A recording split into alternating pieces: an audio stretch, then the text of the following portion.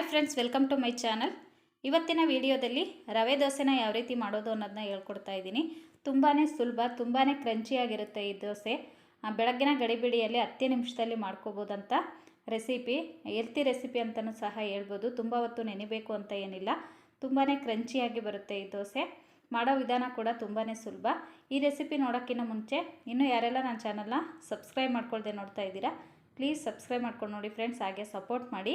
ಬನ್ನಿ ಮಾಡೋ ವಿಧಾನನ ನೋಡ್ಕೊಬರೋಣ. ಮೊದಲಿಗೆ ಇಲ್ಲಿ ನಾನು ಫಸ್ಟು ಒಂದು ಬೌಲ್ಗೆ 1 ಕಪ್ನಷ್ಟು ಅಕ್ಕಿ ಹಿಟ್ಟನ್ನು ತೊಗೊಂಡಿದ್ದೀನಿ. ನೀವು ಯಾವ ಕಪ್ ಆದರೂ ತೊಗೋಬೋದು. 1 ಕಪ್ ಅಕ್ಕಿ ಹಿಟ್ಟಿಗೆ ಅರ್ಧ ಕಪ್ನಷ್ಟು ರವೆನ ತೊಗೊಂಡಿದ್ದೀನಿ. ಇಲ್ಲಿ ನಾನು ಚಿರೋಟೆ ರವೆನ ಬಳಸ್ತಾ ಇದ್ದೀನಿ. ನೀವು ಮೀಡಿಯಮ್ ರವೆ ಅಂದರೆ ಬಾಂಬೆ ರವೆ ಬರುತ್ತಲ್ವಾ, ಅದು ಸಹ ಯೂಸ್ ಮಾಡ್ಬೋದು ಉಪ್ಪಿಟ್ಟಿಗೆ ಬಳಸೋ ಅಂಥದ್ದನ್ನು. ಈಗ ಅದಕ್ಕೆ 1.5 ಟೇಬಲ್ ಸ್ಪೂನಷ್ಟು ಮೈದಾ ಹಿಟ್ಟನ್ನು ಬಳಸ್ತಾ ಇದ್ದೀನಿ. ಇದು ಅರ್ಧ ಟೇಬಲ್ ಸ್ಪೂನು, ಹಾಗಾಗಿ 3 ಸಲ ಹಾಕ್ಕೊಂಡಿದ್ದೀನಿ. 1.5 ಟೇಬಲ್ ಸ್ಪೂನಷ್ಟು ಮೈದಾ ಹಿಟ್ಟು, ಅರ್ಧ ಟೇಬಲ್ ಸ್ಪೂನಷ್ಟು ಇದು ಕಡಲೆ ಹಿಟ್ಟು, ಮಾಮೂಲಿ ಬೋಂಡಾಗೆಲ್ಲ ಉಪಯೋಗಿಸ್ತೀರಲ್ವ ಅದೇ ಕಡಲೆ ಹಿಟ್ಟು. ಇಷ್ಟನ್ನು ಹಾಕ್ಬಿಟ್ಟು ರುಚಿಗೆ ತಕ್ಕಷ್ಟು ಉಪ್ಪನ್ನು ಸಹ ಈಗಲೇ ಸೇರಿಸ್ತಾ ಇದ್ದೀನಿ. ಇದ್ರ ಜೊತೆಗೆ ನಾನು ವೆಜಿಟೇಬಲ್ಸ್ನ ತೊಗೊಂಡಿದ್ದೀನಿ. ಅಂದರೆ ಕ್ಯಾರೆಟು ಮತ್ತು ಈರುಳ್ಳಿ, 1 ಕ್ಯಾರೆಟ್ನ ಈ ರೀತಿ ತುರಿದ್ಬಿಟ್ಟು ಇಟ್ಕೊಂಡಿದ್ದೀನಿ. ಮೀಡಿಯಮ್ ಸೈಜ್ದು 2 ಈರುಳ್ಳಿನ ಕಟ್ ಮಾಡಿ ಇಟ್ಕೊಂಡಿದ್ದೀನಿ. ಸ್ವಲ್ಪ ಕೊತ್ತಂಬರಿ ಸೊಪ್ಪು, ಹಾಗೆ ಒಣಗಿರೋ ಅಂಥ ಕರಿಬೇವನ್ನು ಪುಡಿ ಮಾಡಿಬಿಟ್ಟು ಹಾಕ್ತಾಯಿದ್ದೀನಿ. ಮತ್ತು ಒಂದು 1/4 ಟೀ ಸ್ಪೂನಷ್ಟು ಜೀರಿಗೆ, ಒಂದು ಸ್ವಲ್ಪ ಇಂಗು, ಇಷ್ಟನ್ನು ಹಾಕಿ ಚೆನ್ನಾಗಿ ಹಿಟ್ಟಿನ ಜೊತೆ ಮಿಕ್ಸ್ ಮಾಡ್ಕೊಳ್ಳೋಣ. ಕರಿಬೇವನ್ನು ಈ ರೀತಿ ಪುಡಿ ಮಾಡಿ ಹಾಕೋದ್ರಿಂದ ಚೆನ್ನಾಗಿ ಟೇಸ್ಟ್ ಕೊಡುತ್ತೆ. ನೀವು ಹಸಿ ಕರಿಬೇವಾದರೆ ಸಣ್ಣದಾಗಿ ಹೆಚ್ಚಿಬಿಟ್ಟು ಹಾಕ್ಕೊಳ್ಳಿ. ಇಷ್ಟನ್ನು ಹಾಕ್ಬಿಟ್ಟು ರವೆ ದೋಸೆಗೆ ಚೆನ್ನಾಗಿ ಮಿಕ್ಸ್ ಮಾಡ್ಕೊಳ್ತಾ ಇದ್ದೀನಿ. ಇದನ್ನೆಲ್ಲನೂ ಸಲ ಚೆನ್ನಾಗಿ ಮಿಕ್ಸ್ ಮಾಡಿದ್ಮೇಲೆ ನೀರಿನ ಕ್ವಾಂಟಿಟಿನ ನೋಡ್ಕೊಂಡು ಹಾಕ್ಕೊಳ್ಳಿ. ಅಂದರೆ ಇದು ತುಂಬ ತೆಳುವಾಗಿ ಇರಬೇಕಾಗುತ್ತೆ ರವೆ ದೋಸೆ. ಹಾಗಾಗಿ ಫಸ್ಟು ಇದನ್ನೆಲ್ಲ ಮಿಕ್ಸ್ ಮಾಡಿ ಹಾಕೋದ್ರಿಂದ ಗಂಟಾಗಲ್ಲ ಹಿಟ್ಟು. ಹಾಗಾಗಿ ಎಲ್ಲನೂ ಹಾಕಿ ಚೆನ್ನಾಗಿ ಮಿಕ್ಸ್ ಮಾಡಿಬಿಟ್ಟು ಸ್ವಲ್ಪ ನೀರನ್ನು ಹಾಕ್ಕೊಂಡ್ಬಿಟ್ಟು ಚೆನ್ನಾಗಿ ಮಿಕ್ಸ್ ಮಾಡ್ಕೊಳ್ತೀನಿ. ಈಗ ನೀವು ಈ ದೋಸೆನ ಬೆಳಗ್ಗೆ ನಾವು ನೈಟ್ ಏನು ಟಿಫನ್ಗೆ ಪ್ರಿಪೇರ್ ಮಾಡ್ಕೊಂಡಿಲ್ಲ, ಅಂದರೆ ದೋಸೆ ಇಡ್ಲಿ ಪ್ಯಾಟರ್ನ್ ಏನು ರೆಡಿ ಮಾಡಿಲ್ಲ ಅಂದಾಗ, ಬೆಳಗ್ಗೆ ಅಥವಾ ಸಂಜೆಗೆ ಏನಾದರೂ ಅಡುಗೆ ಮಾಡೋದಕ್ಕೆ ಬೇಜಾರು ಅನ್ನಿಸ್ದಾಗ ಅವಾಗ ಸಹ ನೀವು ಮಾಡಿಕೊಂಡು ತಿನ್ಬೋದು. ಈ ದೋಸೆ ಬೇಗನೆ ಆಗೋಗುತ್ತೆ.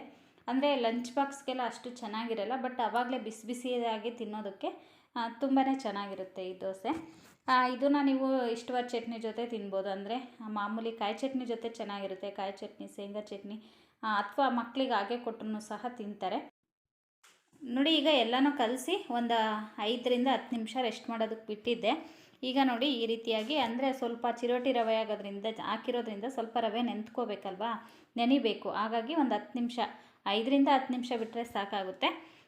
ನೆನೆಸ್ಬಿಟ್ಟು ಈಗ ಸ್ವಲ್ಪ ತಿಕ್ನೆಸ್ ಬಂದಿದೆ. ಈಗ ಇನ್ನೂ ಸ್ವಲ್ಪ ನೀರು ಬೇಕಾಗುತ್ತೆ. ಅಂದರೆ ಇದು ನೀರು ದೋಸೆ ಹಾಕ್ತೀವಲ್ವ, ಆ ರೀತಿಯಾಗಿ ಸ್ವಲ್ಪ ನೀರಾಗಿರಬೇಕು ಜಾಸ್ತಿ. ಹಾಗಾಗಿ ಇನ್ನೂ ಸ್ವಲ್ಪ ನೀರನ್ನು ಮಿಕ್ಸ್ ಮಾಡಿಬಿಟ್ಟು ಇವಾಗ ತೋರಿಸ್ತಾ ಇದ್ದೀನಲ್ಲ ನೋಡಿ, ಈ ರೀತಿ ನೀರಾಗಿ ಮಾಡ್ಕೊಂಡಿದ್ದೀನಿ. ಹಿಟ್ಟು ಈಗ ರೆಡಿಯಾಗಿದೆ. ಈಗ ದೋಸೆನ ಹಾಕ್ಕೊಳ್ಳೋಣ. ಈ ರೀತಿಯಾಗಿ ನೀರಾಗಿರಬೇಕು. ಈಗ ದೋಸೆ ಹೆಂಚು ಬಿಸಿಗಿಟ್ಟಿದ್ದೆ. ಸ್ವಲ್ಪ ನೀರನ್ನು ಹಾಕ್ಬಿಟ್ಟು ಟಿಶ್ಯೂ ಪೇಪರಿಂದ ದೋಸೆ ತವನ ಕ್ಲೀನ್ ಮಾಡ್ಕೊಳ್ತಾ ಇದ್ದೀನಿ.